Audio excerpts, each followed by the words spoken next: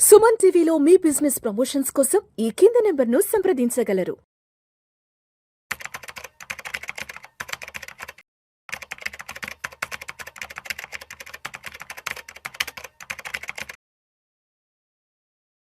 Suman TV ప్రేక్షకులకు స్వాగతం. నేను doctor Anil Kumar Bachu, certified financial planner. ఇవాళ నాతో పాటు నా fellows financial planner well known Madhavi Reddy గారు కూడా ఉన్నారు. Hi ma'am.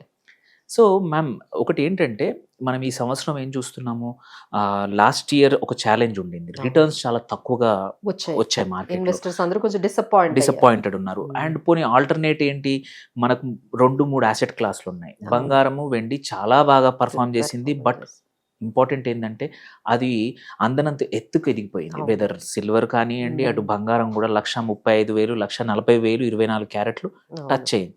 సో ప్రతి ఒక్కరూ ఇన్వెస్ట్ చేద్దామంటే అంత అమౌంట్ కానీ లేదు. ఎప్పుడైనా అందులో కొంచెం ఇన్వెస్ట్ చేస్తారు. అండ్ సైమల్టేనియస్లీ ఇంకొక asset class real estate. Real estate sales ఎలా ఉన్నా ప్రైస్ మాత్రం అందనంత, వెదర్ మీరు ఫుల్ ఫ్లెజ్డ్ ప్లాట్స్ తీసుకోండి, కన్స్ట్రక్షన్ అయిన ప్లాట్లు తగ్గిపోయాయండి, సేల్స్ కూడా ప్రైజెస్ తగ్గట్లేదు.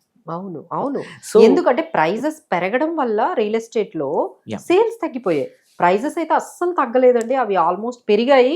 ఇక ఇక్కడ నుంచి ఎఫోర్డబిలిటీ అనేది లేదు కదండి. ఇప్పుడు అంతా ఎఫోర్డ్ చేయాలి అంటే ఎవరి వల్ల కావట్లేదు, దానివల్ల సేల్స్ కూడా తగ్గాయి. సో రియల్ ఎస్టేట్ లో కూడా కొంచెం యాక్టివిటీ అనేది అప్పుడంత కనిపించట్లేదు. స్పెక్యులేషన్ లేకపోవడం వల్ల అక్కడ కూడా ప్రైజెస్ లేవు. అంటే మనీ ఫ్లో మార్కెట్ లో మీరు అన్నట్టుగా మనీ ఫ్లో అనేది ఎక్కడ వస్తుందండి, ఎక్కడో దగ్గర మనకి మంచి రిటర్న్స్ వస్తాయి.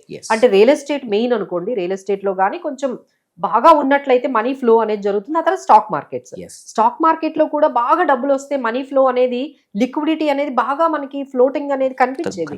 కానీ ఇక్కడ కూడా రిటర్న్స్ లేవు. ఒకవైపు రియల్ ఎస్టేట్ లో కూడా యాక్టివిటీస్ లేవు.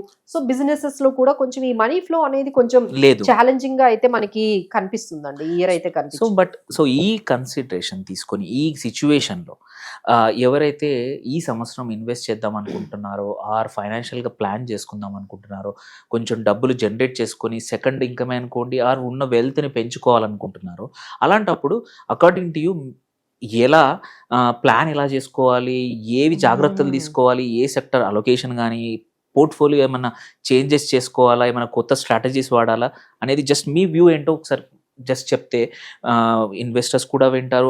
అండ్ ఆల్సో కన్సిడరింగ్ మీరు చూసాను కొన్ని, మీరు ఇన్వెస్టర్ అవేర్నెస్ ప్రజెంటేషన్ చేస్తూ ఉన్నారు, ఉమెన్స్ కి ఎడ్యుకేట్ చేస్తున్నారు, ఏది ఇన్వెస్ట్మెంట్స్ ఇంపార్టెంట్, ఎలా సేవింగ్స్ ఇంపార్టెన్స్ ఏంటి, కొన్ని కంపెనీస్ లో కూడా మాట్లాడుతూ ఉన్నారు. సో ఆ పాయింట్ ఆఫ్ వ్యూ కూడా ఉమెన్ కూడా, బికాస్ లాట్ ఆఫ్ ఉమెన్ ఏంటంటే ఇప్పుడు అందరూ సొంతంగా కూడా వాళ్ళ ఓన్ ఫైనాన్సెస్ సంపాదిస్తున్నారు. సో వాళ్ళు కూడా అవేర్నెస్ పెంచుకుంటున్నారు. బట్ ఏంటంటే they need some more support so in this area. ఈ సిచ్యువేషన్ తీసుకొని మీరు చెప్పండి, వాట్ డు యు థింక్ 2026 లో ఇన్వెస్టర్స్ ఏం చేయాలి అకార్డింగ్ టు యు? అసలు డైరెక్ట్ గా ఇన్వెస్ట్మెంట్స్ కి అయితే ఎవరు వెళ్ళకూడదండి. Before getting into the investment అనే జోన్ కి వెళ్ళక ముందు కొన్ని ప్రిపరేషన్స్ చేసుకోవాలి. డైరెక్ట్ గా మాకేంటి, మన దగ్గర ఉంది ఒక SIP 10,000 పెడదాము, లేదు ఇంకేదో చేద్దాం, this is not the way to start the investment start చేయక ముందు కొన్ని ప్రిపరేషన్స్. దాని ఫస్ట్ ప్రిపరేషన్ ఏంటంటే, ఇప్పుడే మనం అనుకుంటున్నాము 2026 is going to be very challenging. ఎందుకంటే మనీ అనేది, జాబ్స్ అనేవి ఎక్కడికక్కడ అన్సర్టనిటీ అనేది బాగా ఇంక్రీజ్ అయింది. మీరు గ్లోబల్ గా చూసుకుంటే అవన్నీ కూడా మనకి ఎక్కడ పడితే అక్కడ వార్స్ కనిపిస్తున్నాయి, ఇంపాక్ట్ కనిపిస్తుంది, ఫ్లక్చువేషన్స్ ఎక్కువగా కనిపిస్తుంది, వాలటిలిటీ ఎక్కువగా కనిపిస్తుంది. So first you secure your self with some contingency fund.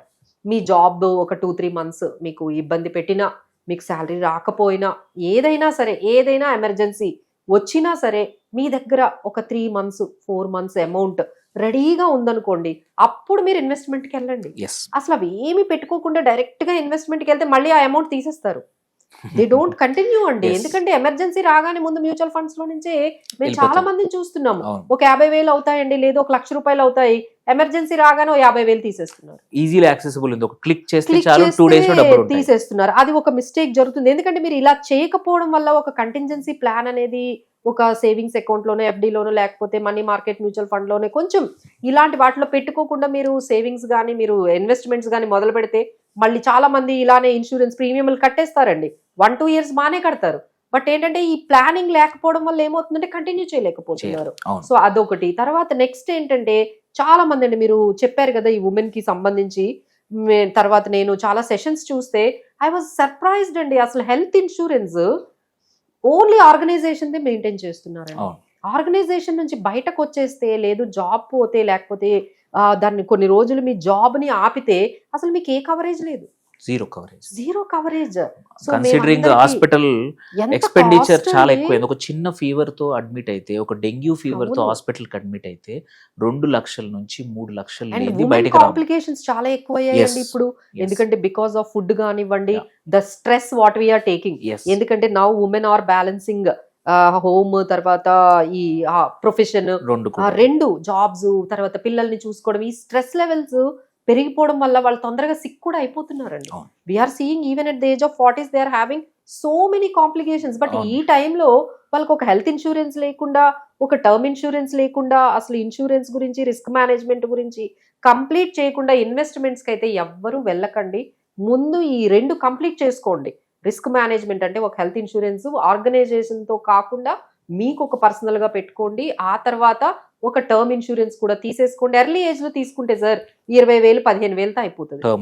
మీరు ఏం చేస్తున్నారు, by the time they realize 40s అప్పుడు 30,000 40,000 అంటున్నారండి ప్రీమియమ్స్. అనగానే వాళ్ళ వల్ల కావట్లేదు. కాదు, ఇంకొకటి కూడా ఏమవుతుందంటే అప్పటికే వాళ్ళ ఎక్స్పెండిచర్ పెరిగిపోతుంది. అప్పుడు ఏంటి, రిటైర్మెంట్ దగ్గరకు వస్తుంది. అప్పుడు ఏం చేయాలి, 10 పేనో 12 పేలో కొంచెం ప్రీమియం ఇంకా ఎక్కువ పే చేయాల్సి వస్తుంది. So term insurance early 30s లో కానీ లేట్ 20s లో తీసుకుంటే మంచిది. సో ఇలా నేను ఈ మధ్య ఒకటి అంటే కపుల్స్ వచ్చారండి, అందరూ కూడా సీనియర్ సిటిజన్ కపుల్స్. వాళ్ళు ఎవ్వరికి హెల్త్ ఇన్సూరెన్స్ లేదండి. ఉన్న 5 lakhs. మీరు ఈ రోజుల్లో చూడండి, ఒక 60 years దాటిన వాళ్ళకి అసలు 20-30 lakhs లేకుండా అవుతుందా అండి? మోస్ట్ ఆఫ్ ద ట్రీట్మెంట్స్ అవ్వట్లేదు. సో వాళ్ళు ఇప్పుడు రియలైజ్ అయ్యి బయటకు వెళ్తే, మేడం ఇప్పుడు వెళ్ళి హెల్త్ ఇన్సూరెన్స్ అంటే ₹1,00,000 అడుగుతున్నారండి, 80,000 ప్రీమియం అడుగుతున్నారండి.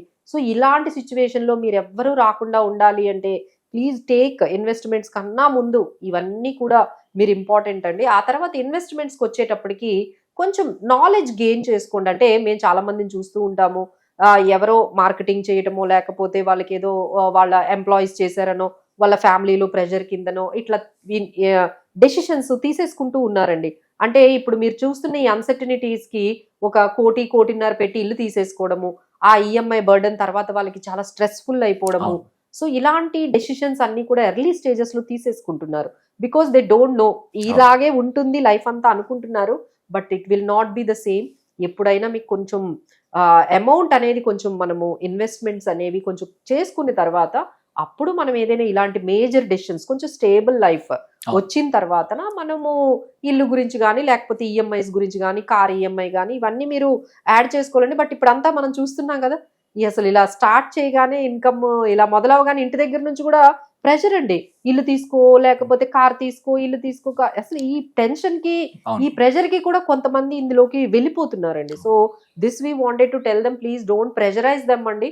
చక్కగా ఇన్వెస్ట్మెంట్స్ ముందు చేసుకునివ్వండి, వాళ్ళని కొంత నిలబడినివ్వండి. ఎలాంటి అన్సర్టనిటీస్ వచ్చినా వాళ్ళు కొంచెం ప్రిపేర్డ్నెస్ రావాలి. ఆ తర్వాత మనం ఇలాంటి మేజర్ డెసిషన్స్ అనేవి తీసుకోవచ్చు. ఎందుకంటే ఇప్పుడున్న ఈ జాబ్ చూసారు కదండి, జాబ్స్ అన్ని కూడా ఎంత అన్సర్టనిటీస్ ఉన్నాయి. అలానే బిజినెసెస్ కూడా అండి, ఎంత కాంపిటీషన్ ఉందండి. అసలు ఈ రోజు వచ్చిన, ఈ మంత్ వచ్చిన ఇన్కమ్ నెక్స్ట్ మంత్ వస్తుందా? సర్టనిటీ లేదండి. బిజినెసెస్ అన్ని కూడా చాలా వాలటైల్ గా ఉంటున్నాయి. సో ఎలాంటి డెసిషన్స్ కూడా మనం తీసుకోకూడదు. సో ఏదైనా సరే ఒక ఫైనాన్షియల్ కోచ్ దగ్గర కానీ, కౌన్సిలింగ్ కానీ తీసుకోవాలండి. ఎవరైనా సరే తీసుకొని డెసిషన్స్ తీసుకునే ముందు వాళ్ళ దగ్గర మాట్లాడి మనకి ఏది బాగుంటుంది. మనకి ఇన్వెస్ట్మెంట్స్ అంటే చాలా ఉన్నాయండి మనకి, right from mutual funds, direct stocks, PMS, AIF, small cage, IPOs కూడా అండి. ఇప్పుడు మీరు పదే ఉమెన్ గురించి చెప్తున్నారు, మీరు నమ్మరండి, women are more interested in IPOs. ఎన్ని ఎంక్వైరీస్ అంటే, మేడం ఏదైనా మంచి ఐపీఓ చెప్పండి. ఎందుకంటే 15-20 వేలే కదండి.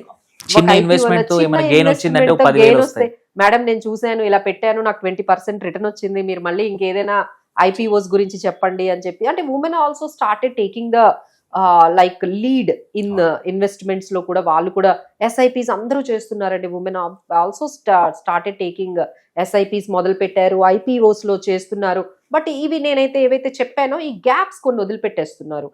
లైక్ ఈ హెల్త్ ఇన్సూరెన్స్ దగ్గర కొంచెం బ్యాక్ సీట్ తీసుకుంటున్నారు, టర్మ్ ఇన్సూరెన్స్ గురించి కొంచెం అవేర్నెస్ లేకుండా ఉంటున్నారు, కొంచెం కంటింజెన్సీ ప్లానింగ్ ఇవన్నీ కూడా చేసుకుంటే definitely women also can have some good financial independence కానీ ఫ్రీడమ్ కానీ కొంచెం స్టేబుల్ లైఫ్ అనేది క్రియేట్ చేసుకోగలుగుతారు. నేను ఈ పాయింట్ లో ఒక చిన్నది Hmm. చెప్దాం అనుకుంటున్నాను. నా అబ్జర్వేషన్ ఈ సంవత్సరం యాజ్ నేను యూనో అడ్వైజర్గా ఉమెన్ కూడా ఏంటంటే డిస్కషన్ వాళ్ళ హస్బెండ్ పార్ట్నర్తో కానీ మంచిగా డిస్కస్ చేసుకొని డబల్ ఇన్కమ్ ఎక్కడైతే ఉందో ప్రాపర్గా ప్లాన్ చేసుకుంటే actually much bigger wealth create చేయొచ్చు అండ్ ఫైనాన్షియల్ అంటే ఇండిపెండెన్స్ అనేది చాలా ఫాస్ట్గా వస్తుంది ప్రొవైడెడ్ ఓపెన్ కమ్యూనికేషన్తో. ఏ ఫ్యామిలీస్ అయితే చాలా ఫ్యామిలీస్ చూసాను నేను, ఎక్కడెక్కడైతే ఓపెన్ కమ్యూనికేషన్ ఉంది ఇద్దరు కరెక్ట్గా కలిసి ప్లాన్ చేసుకొని ఒకరిది రన్నింగ్ కోసము ఈఎంఐస్ కోసం చేసుకొని ఇంకొకరు ప్రాపర్ ఇన్వెస్ట్మెంట్ చేయడం వల్ల ఇద్దరు అంటే కమ్యూనికేషన్ ఎక్కడైతే ఫ్యామిలీస్ లో ఉంటుందో ప్రాపర్ గా చేస్తారో బ్యాలెన్స్ కూడా ఉంటదండి,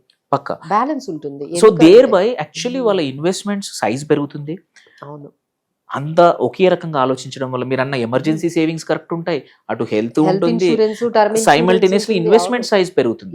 ఎక్కడైతే కమ్యూనికేషన్ ఉండదో ఫ్యామిలీస్ లో, so as independence is important but at the same time communication is equally important. Successful families, happy families నేను చూసింది ఏంటంటే ఇన్వెస్ట్మెంట్ డిసిషన్స్ అన్ని కూడా కలిసి తీసుకుంటారు. హస్బెండ్ వైఫ్ కూర్చుంటారు, ఓకే నీ దగ్గర ఇంత ఉంది, నా దగ్గర ఇంత ఉంది, నీవు ఒక 30,000 SIP చేస్తున్నాను, నేను 30,000 చేస్తున్నాను, ఈ EMI నేను కడుతున్నాను, ఈ ఏంటిది నువ్వు కడుతున్నావు, మన ఇద్దరి దగ్గర ఇంత మిగిలింది, ఫీజు నేను కడుతున్నాను, దీనికి నువ్వు. అవును, అలా చేసుకునే వాళ్ళంతా బానే ఉన్నారండి. బట్ మనకి జనరల్ గా ఎట్లా జరుగుతుందంటే ఉమెన్ ఏం చేస్తారు అంటే మొత్తం ఆమె ఒక 20% అండి ఏదైనా ఇన్కమ్ ఉంటే ఆ 20% తను తీసేసుకొని మిగతాదంతా హస్బెండ్ కి ఇచ్చేస్తారు. బట్ అక్కడ కూడా హస్బెండ్ వైఫ్ నుంచి కూడా కమ్యూనికేషన్ కాదు. That's what I'm saying. ఏ ఫ్యామిలీలో అయితే హస్బెండ్ వైఫ్ ఇద్దరు కమ్యూనికేషన్ చేసుకొని ప్రాపర్ గా ఫైనాన్షియల్ ప్లాన్ చేసుకుంటే ఎస్ అందరికి ఖర్చులు ఉంటాయి, దానికోసం సపరేట్ ఒక బడ్జెట్ పెట్టుకుని 10% 20% రెస్ట్ ఆఫ్ ఇట్ కలిసి చేసిన ఫ్యామిలీస్ ఇది ఇద్దరికి పనికి వస్తుంది. అటు హస్బెండ్స్ కూడా వైఫ్ కూడా. ఏంటంటే కమ్యూనికేషన్ ఈజ్ మోస్ట్ ఇంపార్టెంట్ అండి. ఎందుకంటే హస్బెండ్ ఏమేమి ఇన్వెస్ట్మెంట్స్ చేస్తున్నారు, ఎక్కడ ఇన్వెస్ట్మెంట్స్ చేస్తున్నారు, ఏ పాలసీస్ ఆయన తీసుకున్నారు, ITR ఫైలింగ్ ఏం చేస్తున్నారు, ఏ ప్రాపర్టీస్ కొన్నారు, అవన్నీ కూడా తను కూడా కొంచెం టైం తీసుకొని ఆ డాక్యుమెంట్స్ అన్ని కూడా తను కూడా వెరిఫై చేసుకొని తను కూడా ఆ యాప్స్ ఏంటి, ఇప్పుడు అంతా కూడా డిజిటలైజ్ అయిపోయిందండి, డాక్యుమెంటేషన్ ఏం లేదు, every investment is in the apps. అసలు తను ఏం యాప్స్ యూజ్ చేస్తున్నారు, దాని లాగిన్ ఐడీలు ఏంటి, పాస్వర్డ్స్ ఏంటి, దాన్ని ఎలా ఆపరేట్ చేయాలి, అవన్నీ కూడా చాలా ఈజీ అండి. ఎందుకంటే మనం అంతా డిజిటలైజ్ లో ఉన్నాం కాబట్టి ఏమీ కష్టం ఉండదండి. It is very easy, it is only matter of your interest. One example చెప్తాను. ఒక కేసు, హస్బెండ్ వైఫ్ మధ్యలో కమ్యూనికేషన్ లేకపోతే ఎలా ఉంటుంది. ఒక కేసు చూశాను. Wife is getting sick always. ఎందుకంటే ఫ్యూచర్ కోసం ఇద్దరు అమ్మాయిలు ఉన్నారు, రేపు వాళ్ళిద్దరు కాలేజీలోకి వచ్చారు, ఇప్పుడు ఇంజనీరింగ్ ఒకరు మెడిసిన్ ఒకరు చదువుతున్నారు, ఎలా ఎలా ఎలా అని ఆవిడ మాటికి టెన్షన్ పడతా ఉంది, మాటికి సిక్ అవుతాం. ఇటువైపు హస్బెండ్ అంటే ధైర్యంగా ఉన్నాడు, ఎందుకంటే ఆయన ఇన్వెస్ట్మెంట్ చేశాడు, but he doesn't share that with her.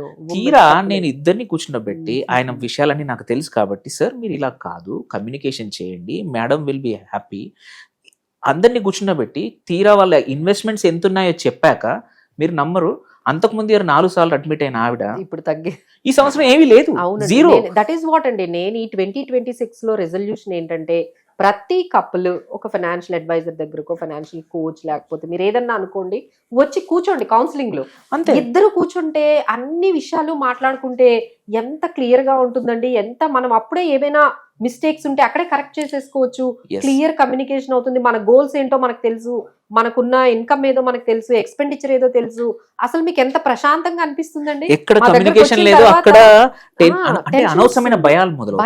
ఇప్పుడు మన దగ్గర ఇంత ఆస్తి ఉంది, నువ్వు భయపడాల్సిన అవసరం లేదు హస్బెండ్ గానీ, నా దగ్గర ఇంత సేవింగ్స్ ఉన్నాయి, మీరు భయపడకండి అని చెప్తే వాళ్ళకి ఆ పిక్చర్ అంతా తెలిసిపోతుంది. ఎందుకంటే మా దగ్గరకు వచ్చారంటే అసెట్స్ అన్ని రాసేస్తాము, లైబిలిటీస్ అన్ని రాస్తాము, ఓకే మనకి ఇన్ని అప్పులు ఉన్నాయా, ఇన్ని ఆస్తులు ఉన్నాయా, ఇంత ఇన్కమ్ వస్తుందా, దాన్ని ఎక్కడ ఖర్చు పెడుతున్నాము, మనకి ఇన్ని గోల్స్ ఉన్నాయి. మేము ఎప్పుడైతే చెప్తామో మేడం అంత ఇబ్బంది పడడానికి లేదు, మీరు 50,000 60,000 సేవింగ్ చేస్తే మీరు ఈ గోల్స్ అన్ని రీచ్ అవుతారు, భయపడకండి అంటే they feel very comfortable about and they will get confidence. అబ్బా నిజమే, మనం భయపడాల్సిన అవసరం లేదు, పిక్చర్ ఓపెన్ గా అంతా తెలిసిందంటే సరిపోతుంది. సో అందుకే ఈ ఇయర్ హోప్ఫుల్లీ అంటే మీ దాంట్లో చెప్పడం అందరికి కూడా చెప్పేది ఏంటంటే కమ్యూనికేషన్ ఇన్ ద ఫ్యామిలీ ఇద్దరు, ఎందుకంటే లేకపోతే సేమ్ ఇన్వెస్ట్మెంట్స్ డూప్లికేట్ అవుతాయి. కొన్నిసార్లు తెలియకుండా మనం ఒక్కరమే డిసిషన్ మేకింగ్ వల్ల రాంగ్ ఇన్వెస్ట్మెంట్ చేస్తాం, రాంగ్ ప్లాట్ కొంటాం, రాంగ్ రియల్ ఎస్టేట్ కొంటాం, ఆ రాంగ్ స్టాక్ కొనొచ్చు, ఆర్ క్రిప్టోకి వెళ్ళొచ్చు.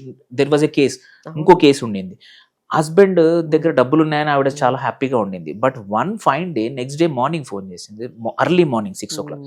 సార్ మా ఆయనతో ఒకసారి మాట్లాడండి అని ఏడుస్తా ఉన్నాడు రాత్రంతా. తీరా ఇష్యూ ఏంటంటే ఆయన ఎవరికి చెప్పకుండా క్రిప్టోలో ₹1,00,00,000 పెట్టాడు. రాత్రికి రాత్రి 60 లక్షలు పోయాయి. ట్రేడింగ్ కాదు, ఆ పేరు లేని కాయిన్స్ లో పెట్టాడు. పేరు లేని ఈ సో నాకు ఫోన్ చేశారనమాట. ఫోన్ చేస్తే నేను మాట్లాడి ఎక్స్ప్లెయిన్ చేసి పోయింది మన చేతిలో లేదు. ఎందుకంటే చాలా మటుకు 2 తెలుగు రాష్ట్రాల్లో పెద్ద ప్రాబ్లం ఏంటంటే పేరు లేని కాయిన్స్ ఆశకు అంటే ఫ్రెండ్స్ పెట్టారని, పక్కన వాళ్ళు పెట్టారని, నేను కూడా పెట్టాలని అట్లా లక్షలు పొడగొట్టుకుంటున్నారు. సో కమ్యూనికేషన్ లేకపోతే ఇట్లాంటి ఇష్యూస్ వస్తాయి. So communication is very important. కలిసి decision making is very important. Husband wife కానీ ఫ్యామిలీ కానీ దేర్ బై ఏంటంటే ఇట్లాంటి టఫ్ ఇయర్ లో మీరు చెప్పిన సిచ్యువేషన్ లో కూడా దే క్యాన్ సేల్ త్రూ. ఎందుకంటే అండి లైఫ్ లో అన్సర్టనిటీస్ అనేవి కామన్. మన ఇన్కమ్ ఇలానే ఉంటుంది, మన లైఫ్ ఇలానే స్మూత్ గా ఉంటుంది అని ఎవ్వరు అనుకోకూడదండి. Don't relax. Life can give you a challenge at any point of time. అది హెల్త్ పరంగా కానీ, జాబ్ పరంగా కానీ, బిజినెస్ పరంగా కానీ, ఎక్కడో దగ్గర ఇప్పుడు ఆయన చెప్పినట్టుగా సడన్ గా డబ్బులు పోగొట్టుకోవడం కానీ, ఏదైనా మనకు ఛాలెంజ్ అనేది వస్తుందండి. మన ఫైనాన్షియల్ గా స్ట్రాంగ్ గా మనం పెట్టేసుకుంటే ఇలాంటివి ఎన్ని మీకు అన్సర్టనిటీస్ వచ్చినా ఇద్దరూ కలిసి క్లియర్ గా దాన్ని మనము అంటే సక్సెస్ఫుల్ గా దాన్ని కంప్లీట్ చేసుకొని మన గోల్స్ ఏవైతే ఉంటే వాటికి రీచ్ అవ్వగలవండి. ఎప్పుడైతే ఈ ఫైనాన్షియల్ స్టెబిలిటీ లేదో చిన్న ఇష్యూకి కూడా మొత్తం కొలాప్స్ అయిపోతుందండి. పెద్ద ఇష్యూ అక్కర్లేదు, చిన్న ప్రాబ్లం వచ్చినా మొత్తం కొలాప్స్ అయిపోతుందండి. ఫ్యామిలీ స్టెబిలిటీ అంతా పోతుంది. So that's what we say that ముందు స్ట్రాంగ్ గా చేసుకోండి. మీ ఫైనాన్షియల్ సిచ్యువేషన్ ఏదైతే ఉందో దానికోసం ఒక్కసారి కౌన్సిలింగ్ ఏదైనా తీసుకున్నారనుకోండి, మన దగ్గర ఏమి తక్కువ ఉంది, మన దగ్గర ఇంకా ఏం చేస్తే బాగుంటుంది, ఏమి ల్యాకింగ్ ఉంది, మనం ఇంకా బెటర్గా ఎలా చేయొచ్చు, లేదు ఏదైనా డెసిషన్స్ అండి, మేజర్ డెసిషన్స్ తీసుకునేటప్పుడు మాత్రం ఒక్కసారి థర్డ్ పర్సన్, మీరు అన్నట్టుగా ఒక బ్రెయిన్ కాకుండా 2 బ్రెయిన్లు పనిచేస్తే ఎంత బ్యాలెన్స్డ్ గా ఉంటుంది. అలానే ఇంకొక బ్రెయిన్ కూడా మనకి ఒక ఫైనాన్షియల్ కోచ్ లాగా లేకపోతే అడ్వైజరీ లాగా మనకి కౌన్సిలింగ్ లాగా యాడ్ అయితే వాళ్ళతో డిస్కస్ చేస్తే మనకి ఇంకొంచెం క్లారిటీ వస్తుంది. క్లారిటీ వచ్చిన తర్వాత మనం ఎలాంటి డెసిషన్స్ తీసుకున్నా మనకి ఇబ్బంది ఉండదండి. So this is our like resolution for 2026 for all the viewers. Thank you అండి. సో విన్నారు కదా, ఏంటంటే ఈ year will be volatile and challenging. అలాంటని చెప్పి భయపడాల్సిన అవసరం లేదు. ఒక ప్రాపర్ ప్లానింగ్ మేడం చెప్పారు, ఏమేమి జాగ్రత్తలు తీసుకోవాలో, ఎమర్జెన్సీ ఫండ్ కానీ, హెల్త్ ఇన్సూరెన్స్ కానీ ఏవైతే ఫస్ట్ తీసుకుంటే ఏమైనా ఇబ్బందులు వచ్చినా కానీ you can come out of it. అదొకటి. సైమల్టేనియస్లీ కమ్యూనికేషన్, ప్రాపర్ కోఆర్డినేషన్, ఎక్కడైతే మనకి సహాయం అవసరం ఉందో, హెల్ప్ అవసరం ఉందో, థర్డ్ పార్టీ ఒక మంచి అడ్వైజర్నో, కోచ్నో ఎవరితో మాట్లాడితే ఏంటంటే మన క్లియర్ పిక్చర్ అర్థమవుతుంది. So at the end of the day one important thing ఇన్వెస్ట్మెంట్లో టెక్నికల్గా ఏ యాసెట్ ఏది పర్ఫామ్ చేస్తుందో ఎంత ఇంపార్టెంటో నీ mindset also important. So hopefully మీరు ఏంటంటే మీ మైండ్ సెట్ని కంట్రోల్ చేసుకొని ప్రాపర్గా ఒక మంచి పద్ధతిలో ఇన్వెస్ట్ చేసుకొని రాంగ్ ఇన్వెస్ట్మెంట్స్ వైపు వెళ్ళకుండా, ఎమోషనల్ డిసిషన్ తీసుకొని రాంగ్ టైంలో సేల్, మరి ఈక్విటీ అయితే కానీ, రియల్ ఎస్టేట్ కానీ రాంగ్ డిసిషన్ తీసుకోకుండా స్టేబుల్గా చేస్తే మాత్రం ఈ సంవత్సరం also will be wonderful. Thank you madam. Thank you అండి.